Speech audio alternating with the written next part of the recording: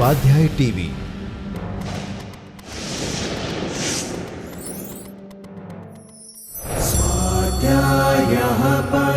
Doctor Baba Saheb Ambedkar open university.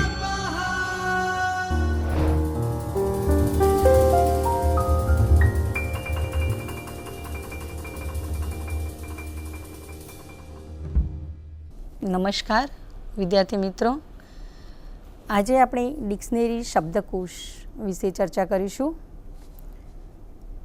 અગાઉ આપણે documentary અને નન ડોક્યુમેન્ટરી સોર્સિસ વિશે ચર્ચા કરી. હવે આપણે ડોક્યુમેન્ટરી પ્રલેખીય સ્ત્રોતના શબ્દકોશ વિશે ચર્ચા કરીશું. શબ્દકોશ. ડિક્શનરી શબ્દકોશ એ દરેક ઘરમાં, સંસ્થામાં, કાર્યાલયમાં, ગ્રંથાલયમાં વિદ્યાર્થી અને વિશેષ વાચકો સુધી ઉપયોગમાં લેવાતો સંદર્ભ ગ્રંથ છે. તેની પરિભાષા જોઈએ તો મૂળ અંગ્રેજી શબ્દ ડિક્શનરીનો પર્યાય શબ્દકોશ છે. તે લેટિન ભાષાના પદ ડિક્શનેરિયમ પરથી આવ્યો છે. સામાન્ય રીતે ડિક્શન પદનું વિસ્તૃત સ્વરૂપ, જેનો અર્થ થાય વ્યક્ત કરવાની રીત, એ મોડેલ ઓફ એક્સપ્રેશન. શબ્દકોશનો સામાન્ય અર્થ જોઈએ તો ભાષાના શબ્દોનો ભંડાર કે ખજાનો. સાત ગુજરાતી જોડણી કોશ અનુસાર કોશનો અર્થ થાય ભંડાર કે ખજાનો. જોડણી કોશ અનુસાર ભાષાના શબ્દોના સંગ્રહનો ગ્રંથ. ડિક્શનરી એટલે શબ્દભંડોળ, જેમાં શબ્દનો અર્થ, ઉપયોગિતા આપેલ હોય છે. શબ્દકોશ એ શબ્દોનો એવો સમૂહ છે જે અર્થ, અભિપ્રાય, વ્યાખ્યા અને ઉપયોગની જાણકારી આપે છે. શબ્દકોશમાં તમામ વિષયની ભાષાના, વ્યક્તિ, સ્થળ, કુદરત વગેરેના શબ્દનો સમાવેશ થયેલ હોય છે. આમ તે અત્યંત વિસ્તૃત વિસ્તાર ધરાવે છે. સતત સમૃદ્ધ બનવું તે કોઈ ભાષાની લાક્ષણિકતા છે. આ લાક્ષણિકતાને આકાર આપવાનું કાર્ય શબ્દકોશ કરે છે. આજના યુગમાં શબ્દકોશના સ્વરૂપ અને વિભાવનાને અનુસરતા જુદા જુદા વિષયોના પારિભાષિક કોશો પણ પ્રકાશિત થાય છે. પારિભાષિક કોશને પરિણામે શબ્દકોશ ઉપરનું ભારણ ઘટ્યું છે. શબ્દકોશનો ઇતિહાસ જોઈએ તો અંદાજે 3,000 વર્ષ પૂર્વે ડિક્શનરી તૈયાર કરવામાં આવી હતી, જેમાં 35,000 જેટલા પ્રતીકો અને ચિહ્નો આપવામાં આવ્યા હતા. શબ્દકોશનો ઉપયોગ 17મી સદીથી જોવા મળે છે. ઈસવીસન 1604માં a table of alphabetical dictionary Robert કોહરા દ્વારા પ્રકાશિત કરવામાં આવી હતી. ઈસવીસન 1711માં યુનિવર્સલ એટોમોલોજીકલ ડિક્શનરીઝ નેધરેન બેલી દ્વારા પ્રકાશિત કરવામાં આવી હતી. ઈસવીસન 1755માં એ ડિક્શનરી ઓફ ઇંગ્લિશ લેંગ્વેજ પ્રકાશિત થઈ હતી. ઈસવીસન 1806માં એ કમ્પેન્ડિયન્સ ડિક્શનરી ઓફ ઇંગ્લિશ લેંગ્વેજ પ્રકાશિત થઈ હતી. ગુજરાતમાં ડિક્શનરીનો ઇતિહાસ જોઈએ તો ગુજરાતી ભાષાનો પ્રથમ નર્મદ કોશ 1833માં નર્મદ દ્વારા તૈયાર કરવામાં આવ્યો હતો. દેશી રજવાડાઓના સમયમાં ભગવદ્ ગોમંડળની રચના કરવામાં આવેલી હતી. સયાજી શાસનમાં શબ્દકલ્પતરુ નામનો શબ્દકોશ તૈયાર કરવામાં આવ્યો હતો. ગુજરાતી વર્નાક્યુલર સોસાયટી દ્વારા ગુજરાતી કોશ તૈયાર કરવામાં આવ્યો હતો. આમ ગુજરાત વિદ્યાપીઠ દ્વારા સાર્થ જોડણી કોશ તૈયાર કરવામાં આવ્યો હતો. વગેરે શબ્દકોશોનો એ ખૂબ જ ઉલ્લેખનીય શબ્દકોશો છે. શબ્દકોશની ઉપયોગિતા વિશે વિચાર કરીએ તો સંદર્ભ ગ્રંથ વિશ્વમાં શબ્દકોશ સૌપ્રથમ સ્થાન ધરાવે છે. તે શબ્દની જોડણી, ઉચ્ચાર, અર્થ વગેરે જાણવા માટે ઉપયોગી છે. તે ત્વરિત સંદર્ભ સ્ત્રોત તરીકે ઉપયોગી છે. શબ્દભંડોળની વૃદ્ધિ માટે તેનો ઉપયોગ થાય છે.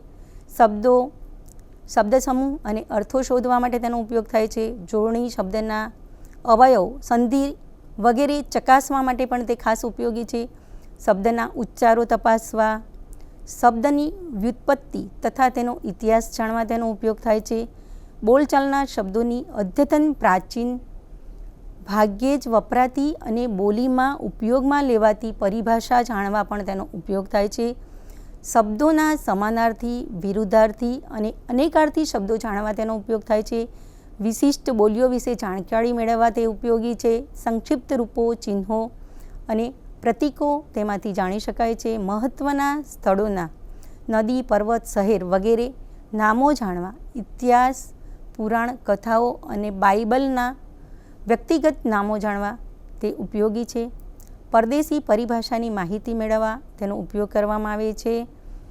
જેમ કે ઓઆ, મોન, મોડ્યુસ, એડોક જેવા નામો તેનાથી જાણી શકાય છે. અવતરણો કોના છે, ક્યારે, ક્યાં વપરાયા છે વગેરે જાણવા શબ્દકોશનો ઉપયોગ થાય છે.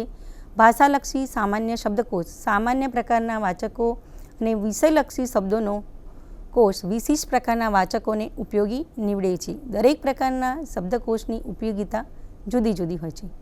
શબ્દકોશના વૈકલ્પિક નામો જોઈએ તો શબ્દોને સ્પષ્ટ કરતા એવા ઘણા બધા સ્ત્રોતો છે જે શબ્દકોશથી અલગ પડતા હોવા છતાં તેનું માળખું વત્તે ઓછે અંશે શબ્દકોશના માળખાને અનુસરે છે. વ્યાપક રીતે જોતાં તે શબ્દકોશના પરિઘમાં જ સમાતા હોય છે, પણ જુદા જુદા નામે ઓળખાય છે. પારિભાષિક કોષ, ગ્લોસરી, શબ્દ સંગ્રહ, લેક્સિકન, પર્યાય કોષ, થિસોરસ, શબ્દ ભંડોળ, વોકેબ્લરી આ એના જુદા જુદા નામ છે. પારિભાષિક કોષ ગ્લોસરી વિશે જોઈએ તો લેટિન પદ ગ્લોસેરિયમ પરથી ગ્લોસરી પદ જેનો અર્થ કોઈ વિશેષ જ્ઞાન ક્ષેત્રના શબ્દનો સંગ્રહ જે શબ્દનો અર્થ અને વિભાવના સ્પષ્ટ કરે છે. તેમાં શબ્દોની વ્યવસ્થા વર્ણાનુક્રમે હોય છે. દાખલા તરીકે technical glossary, glossary of Indian religion terms and concepts, Narendranath Bhattacharya, Columbia, South Asia publication, 1990. આ કોર્સમાં ભારતના વિવિધ ધર્મ, સંપ્રદાયો અને માન્યતાઓના અનેક પદો અને શબ્દોની સમજ આપવામાં આવે છે. 2. શબ્દ સંગ્રહ, લેક્સિકન, ગ્રીક શબ્દ લેક્સિકન પદ પરથી આવ્યો છે જેનો અર્થ શબ્દકોશ થાય છે. આ કોઈપણ ભાષાના શબ્દોનો શબ્દકોશ હોય છે જેમાં શબ્દોનું આયોજન વર્ણાનુક્રમે હોય છે અને શબ્દનો અર્થ બીજી ભાષામાં આપેલા હોય છે. આનું ઉદાહરણ જોઈએ તો Elsevier Russian English dictionary, Paul Macura, Elsevier publisher, 1990, 4 volume set. સૌથી વિસ્તૃત શબ્દાવલી છે જેમાં માનવીય, સામાજિક, વિજ્ઞાન તથા લલિત કળાના ક્ષેત્રનો શબ્દ સંગ્રહ છે. 3. પર્યાય કોષ, થિસોરસ. ઈસવીસન 1852માં પીટર માર્ક રોગેટ એ ડિક્શનરીની જગ્યાએ થિસોરસ વાપરવાની શરૂઆત કરી. થિસોરસ મૂળ ગ્રીક ભાષાનો શબ્દ છે જેનો અર્થ સંગ્રહ કે સંગ્રહાલય થાય. હાલ આનો ઉપયોગ અલગ અલગ અર્થમાં કરવામાં આવે છે. આ પર્યાય કોષમાં શબ્દોની ગોઠવણી વિચારો મુજબ કરવામાં આવેલી હોય છે. પ્રથમ ભાગમાં એક જ શબ્દ અંતર્ગત એવા દરેક પર્યાયવાચી શબ્દો જેઓ ભિન્ન ભિન્ન વ્યાકરણના સ્વરૂપોમાં અને ભિન્ન ભિન્ન અર્થના હોય છે જેને એકસાથે વ્યવસ્થિત કરી દેવામાં આવે છે. બીજા ભાગમાં વર્ણાનુક્રમે શબ્દોની યાદી આપવામાં આવે છે, પરંતુ શબ્દનો અર્થ આપવાને બદલે એમાં પ્રથમ ભાગમાં નોંધ ક્રમાંક આપવામાં આવે છે. એનું ઉદાહરણ જોઈએ તો Roget's international thesaurus edition 3, New Delhi, Oxford and IBH એનો પબ્લિશર છે અને 1978માં એનું પ્રકાશન થયેલું છે. 4. શબ્દભંડોળ, વોકેબ્લરી. મધ્યકાલીન લેટિન ભાષાનો શબ્દ વોકેબ્યુલેરિયમ ઉપરથી વોકેબ્લરી શબ્દની ઉત્પત્તિ થઈ. આનો અર્થ થાય કોઈ ભાષા, કૃતિ, લેખક કે વિષયની કોઈ શાખાના શબ્દોની યાદી.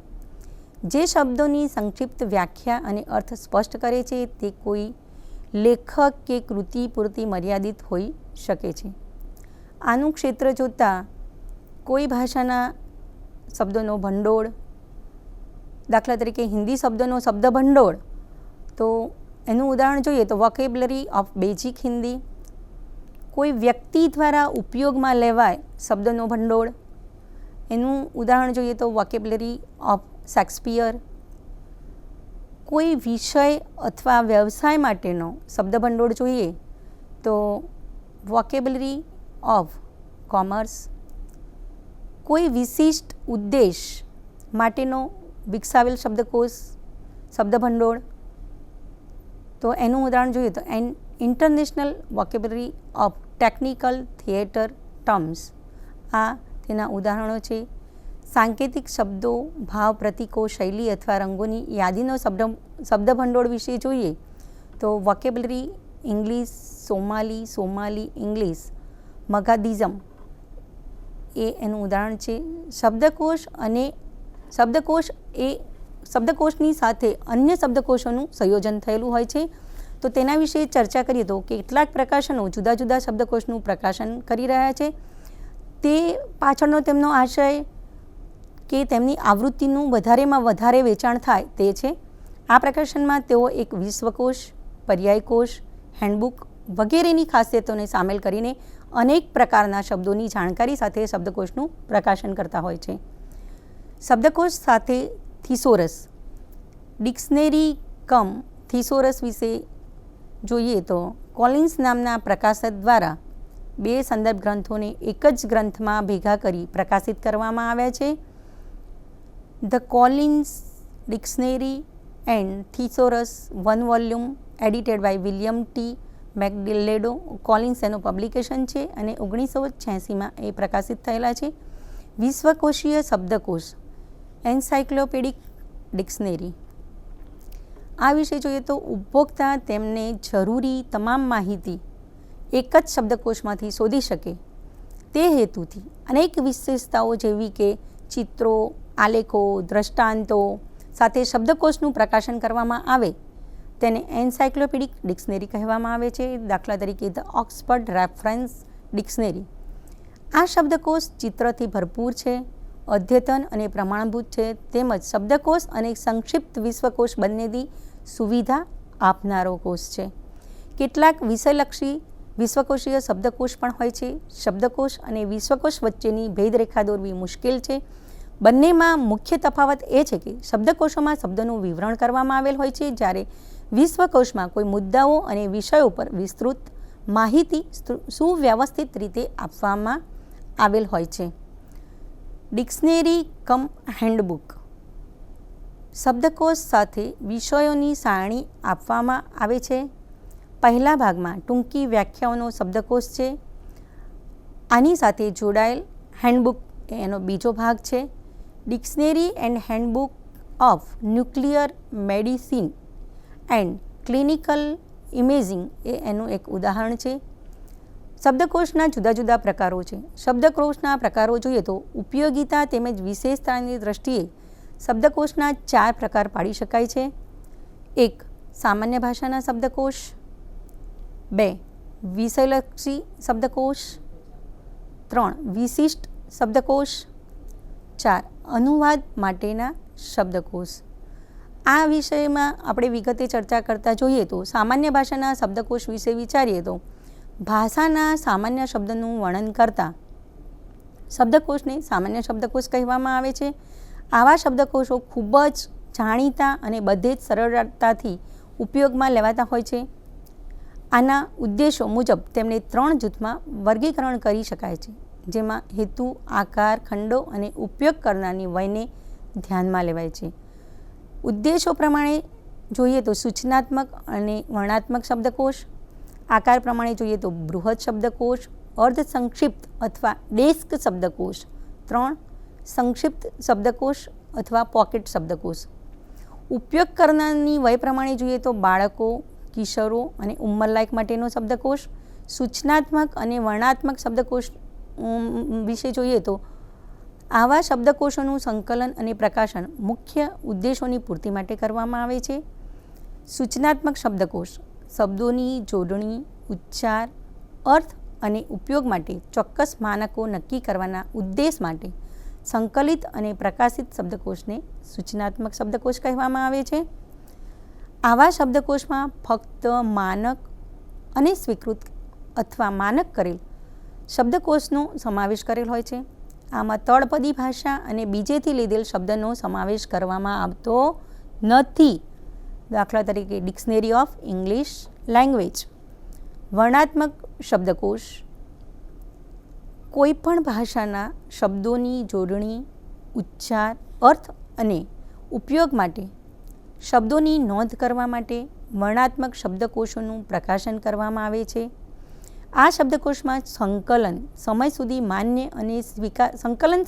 માન્ય અને સ્વીકાર થયેલા હોય એવા શબ્દોનો સમાવેશ કરવામાં આવે છે. સમકાલીન સાહિત્યના સ્ત્રોતોમાં જેવા કે લોકપ્રિય સાહિત્ય, ટેકનિકલ સામયિકો, મેગેઝિનો અને સમાચાર પત્રોમાંથી શબ્દો ભેગા કરી લેવામાં આવે છે. ઉદાહરણ જોઈએ તો ઓક્સફર્ડ ઇંગ્લિશ ડિક્શનરી.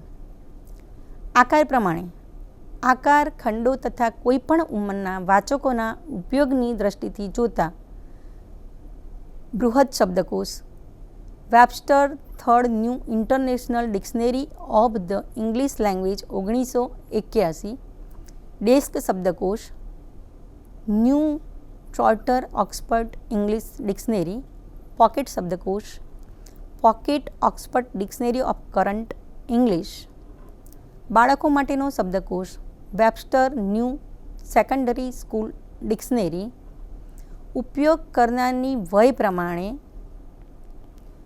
વયસ્કો માટેનો શબ્દકોશ જોઈએ તો હિન્દી શબ્દસાગર. બાળકો માટે pocket Oxford dictionary of current English. કિશોરો માટે Webster third new international dictionary of English languages 1981 એ તેના ઉદાહરણો છે. આજકાલ શબ્દકોશને સરળ, માહિતીપ્રદ અને ઉપયોગ કરવામાં સરળ રહે તે મુજબ સંકલિત અને પ્રકાશિત કરવાનો પ્રયત્ન કરવામાં આવે છે. વિશિષ્ટ શબ્દકોશો. વિશિષ્ટ શબ્દકોશો વિશે વિચારીએ તો કોઈ વિશેષ ઉદ્દેશ અથવા કોઈ ભાષાના પાસાઓને ધ્યાનમાં રાખી જે શબ્દકોશ સંકલિત અને પ્રકાશિત કરવામાં આવે છે તેને વિશિષ્ટ શબ્દકોશ કહેવામાં આવે છે.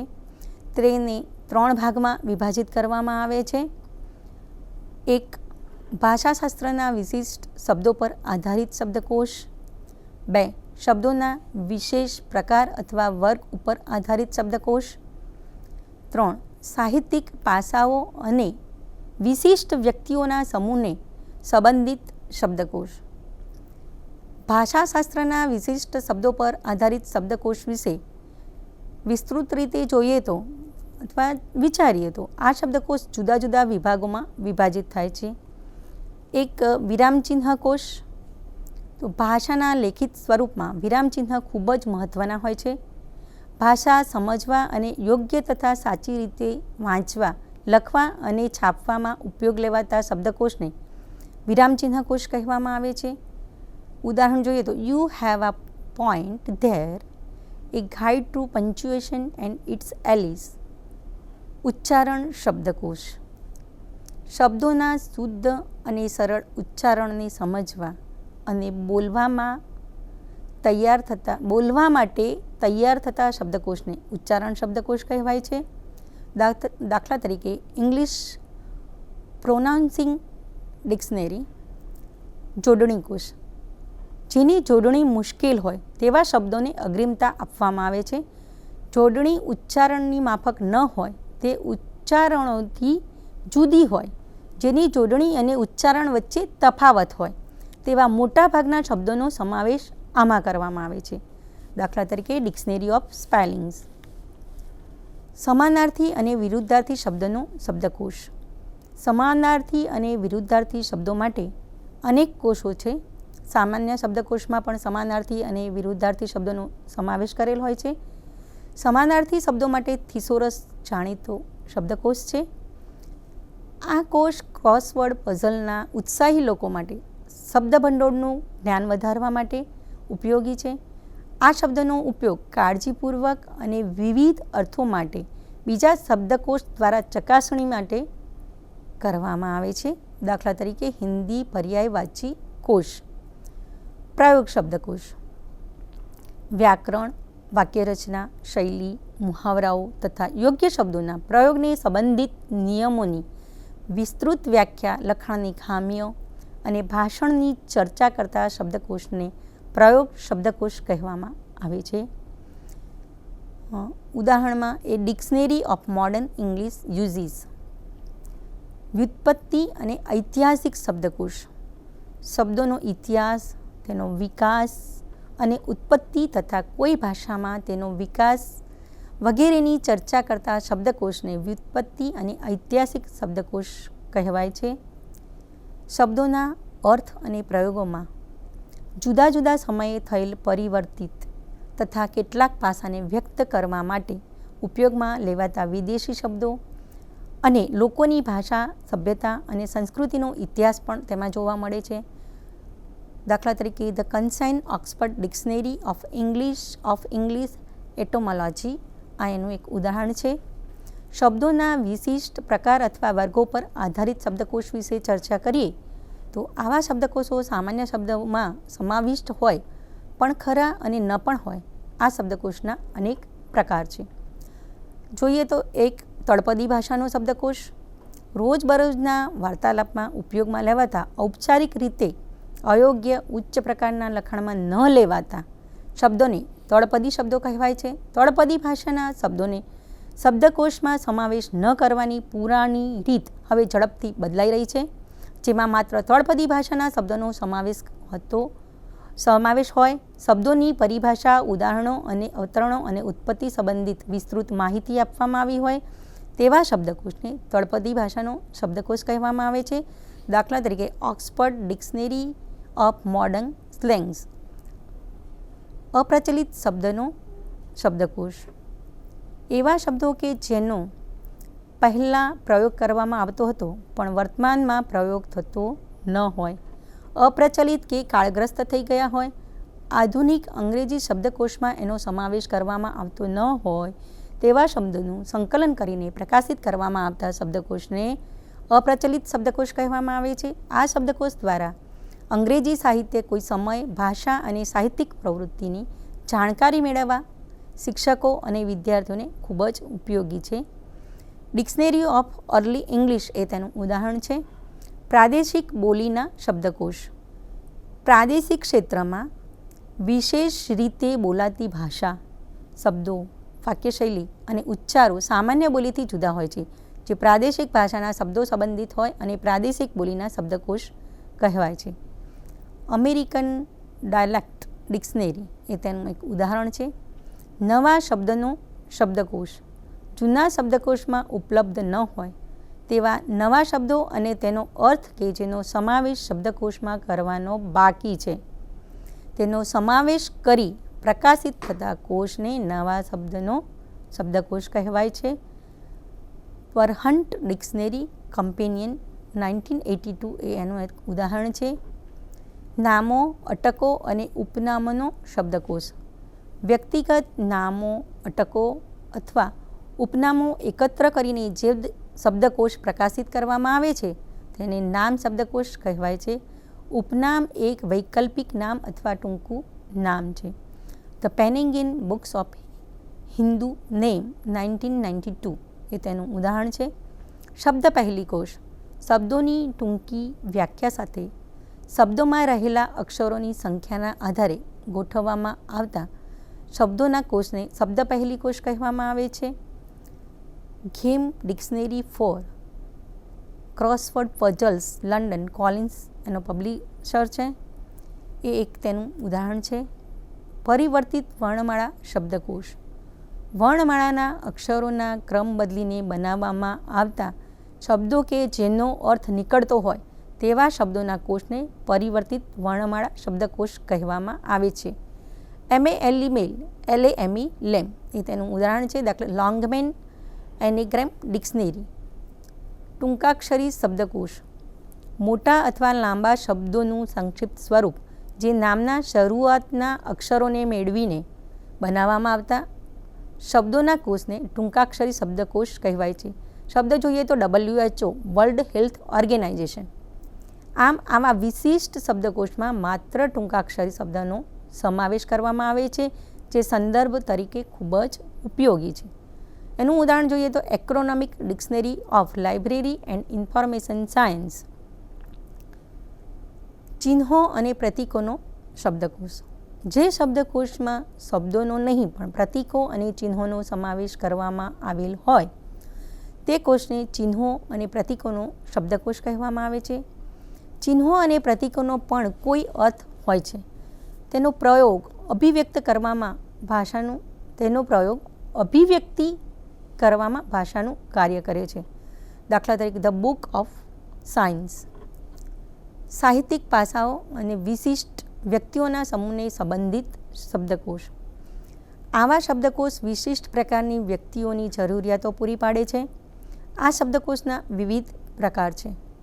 અવતરણ કોશ.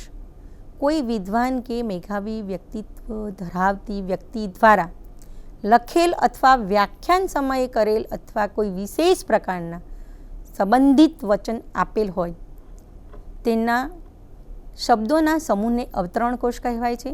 કોઈ અવતરણની ચકાસણી કરવા તથા કોઈ વિશેષ પ્રસંગ માટે કોઈ વિશેષ વિષય પર કોઈ વિશેષ લેખકના અવતરણો નોંધે છે. દાખલા તરીકે ઓક્સફર્ડ ડિક્શનરી ઓફ કોટેશન્સ. કહેવત કોશ. કહેવતોનું વ્યવસ્થાપન. એમાં ઉપયોગમાં લેવાયેલ પ્રથમ મહત્વપૂર્ણ શબ્દના આધાર ઉપર વર્ણાનુક્રમમાં ગોઠવાયેલા કહેવતોના સંગ્રહના પ્રકાશિત કોષને કહેવત કોષ કહેવામાં આવે છે.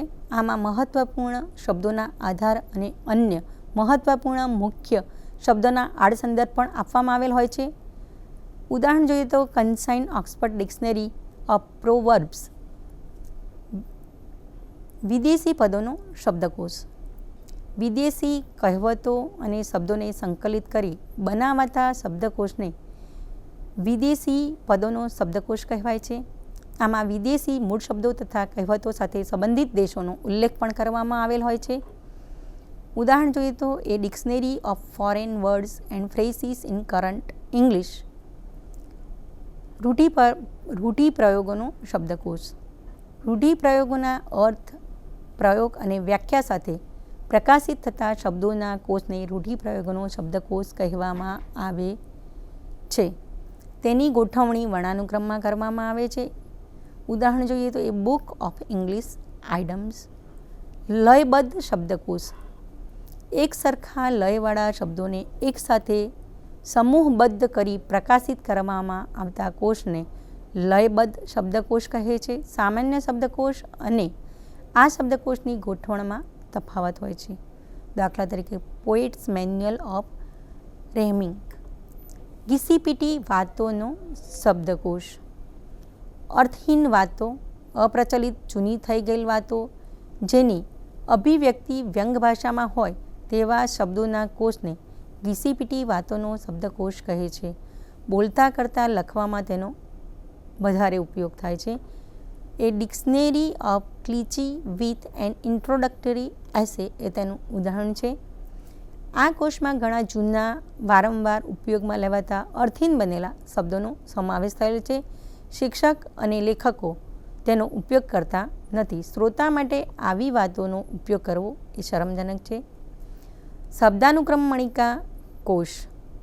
મુખ્ય અને મહત્વપૂર્ણ શબ્દોની કક્કાવારી અનુક્રમ મણિકા અને કૃતિ વિશેષમાં પ્રયુક્ત કરેલ હોય અને શબ્દ સંબંધિત વાક્યાંશના પણ ઉદાહરણ આપેલ હોય તેવા કોષને શબ્દાનુક્રમ મણિકા શબ્દકોશ કહેવાય છે. Critical words indent to Bhagavad Gita એનું ઉદાહરણ છે. કાવ્યકોશ. ગ્રેડ શબ્દનો ઉપયોગ એવા શબ્દકોશ માટે ઉપયોગમાં લેવામાં આવેલ છે જે મુખ્યત્વે કવિતા રચનાર માટે ઉપયોગી છે. અનુવાદ કરવા માટે ઉપયોગી શબ્દકોશ.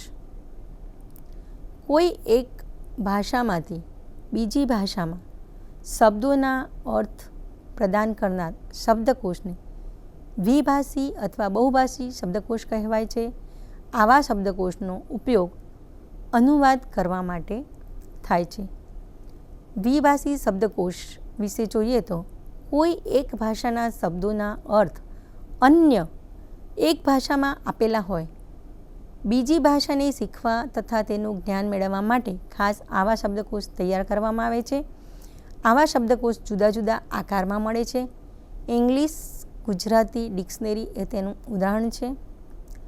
બહુભાષી શબ્દકોશ. મૂળ ભાષાના શબ્દો માટે અન્ય 3 અથવા 3થી વધારે ભાષાઓના શબ્દો આપવામાં આવેલા હોય તેવા શબ્દકોશને બહુભાષી શબ્દકોશ કહેવાય છે. મુખ્ય ભાષાની કક્કાવારી પ્રમાણે તેની ગોઠવણ કરેલ હોય છે. ઉદાહરણ જોઈએ તો ઇંગ્લિશ, ગુજરાતી, હિન્દી, મરાઠી ડિક્શનરી એ તેનું ઉદાહરણ છે. વિષયકોશ. કોઈ વિષય, વિશેષ કે પદોથી સંબંધિત શબ્દકોશને વિષય શબ્દકોશ કહેવામાં આવે છે. વિષયકોશમાં કોઈ વિષય, વિશેષથી સંબંધિત વિશિષ્ટ તથા ટેકનિકલ શબ્દોનો સમાવેશ કરવામાં આવતો હોય છે. ટેકનિકલ શબ્દો સંબંધિત વિષયના તજજ્ઞો દ્વારા નિર્માણ કરવામાં આવે છે અથવા બીજી ભાષાઓમાંથી લઈ શબ્દકોશમાં સમાવેશ કરવામાં આવે છે. આવા કોશમાં શબ્દોનું વિસ્તૃત વર્ણન, પદો અને શબ્દોની વ્યાખ્યા અને ટિપ્પણ આપવામાં આવેલ હોય છે. તે જુદા જુદા પ્રકારના હોય છે. સંક્ષિપ્ત વિશ્વકોશ. The concise McGraw Hill dictionary of modern economics. એકભાષીય શબ્દકોશ. એનું ઉદાહરણ જોઈએ તો પુસ્તકાલય વિજ્ઞાન પારિભાષિક કોશ. દ્વિભાષીય અને બહુભાષીય વિશ્વકોશ.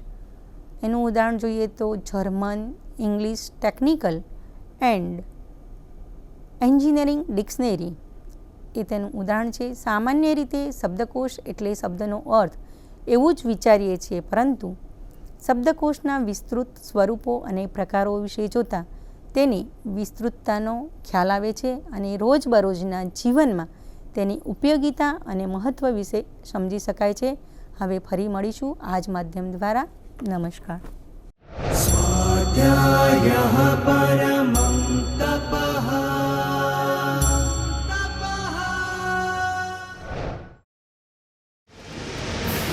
સ્વાધ્યાય ટીવી